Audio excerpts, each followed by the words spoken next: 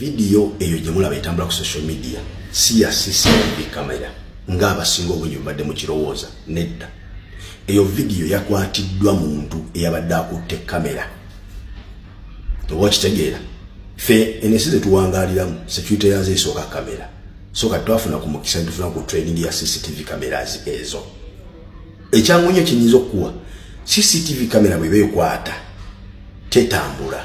wabula kyekwata kye kitambula era bwe kiva mu target wetunudde nga kibula toddamu kiraba. Ako kategedde. Ekyokubiri ekigambibwa mu simanya abajjaati babadde bajja bagoba abantu abo abatulisa ababbomu nabo bulimba olw'ensonga kamera owa kamera yatandikidde okutulaga okwata alaga taxi ng'etuuse ku T junction n'esiba ng'amateeka g'okuvuga bwe galagira ng'ayagala kuyingira kkubo n'alindamu ne bakulaga taxi nga yakasiba bwetu waliwo emmotoka eya bbulu yadde eyambuka waliwo n'omusajja yambadde jampa eya bbulaaka ng'abisse ku mutwe nga naye adduka dde eri emmotoka gyedda nga waliwo n'omusajja omulala acrossing okuva eno taxi gyeri ngadda opposite wa taxi nga naye adduka n'atuuka n'atunako n'emabega. Mu budde obwo bwennyini pikipiki eyo nejja eyabadde weesa omuntu n'ayita n'ajja mu mbiriizi za taxi ng'asaze speed kubanga yadde agenda kuyingira kkubo. Envuga ya piki ono gyadde avugamu teriko sayiri eyo neeraga nti yabaddeko omuntu amugoba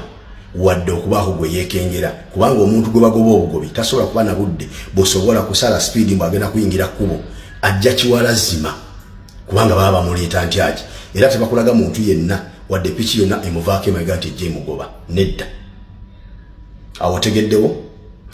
yes bwe yamaze n'ayingira ekkubo nga yakayingira bw'atyo ekkubo bomu n'etulika.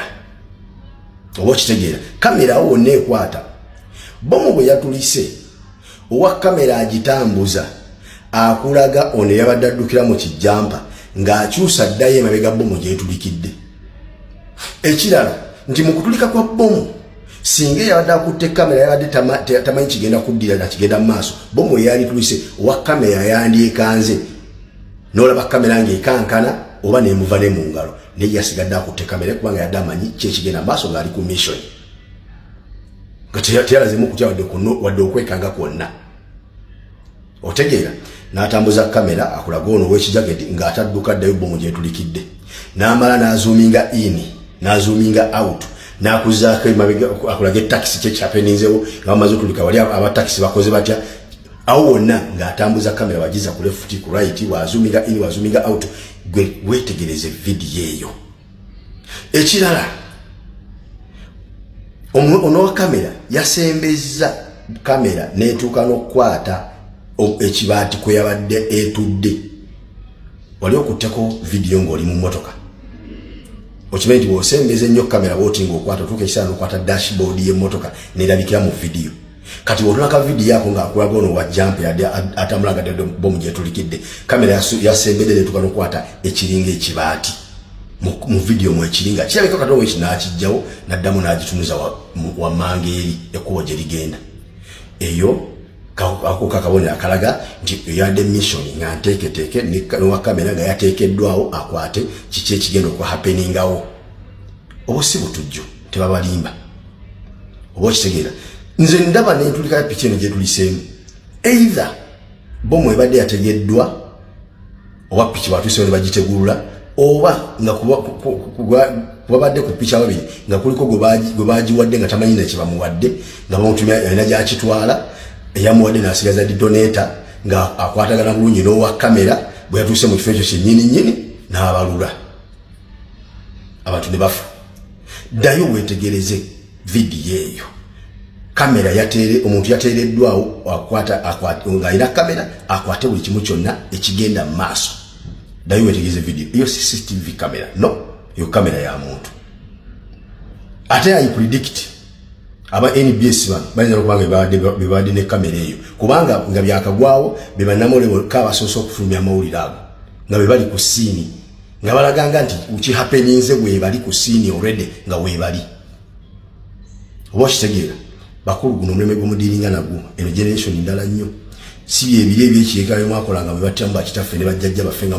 mubafuula abasiru ffe tulaabayo nnyo era tutegeera nnyo okubasinga eyo muvu gye mwazannye nfu banega tebabalimba obosi bwetujju eyo firimu bazannye enzannye naye nga balina ekigenderwa kyabwe eyo ekisooka baagala kufuula jati relevant oluvannyuma jati ebikolobero byakola mu kulonda kw'ekawunti abantu ne bagyevuma ne bagikyawa kati baagala kulaga nti jati erina omulimu gwekola mu Uganda ate ng'omulimu gwayo gwakutta bantu era olaba ekikyekoze oba okitegeera ekyo kimu ekyokubiri baagala kulaga nti mu Uganda mulimu obutabanguko basobole okusitopinga campaigns ebyokulonda bagambe nti mugenda kola scientific tugenda kukiza abantu kuŋŋaana mu campaign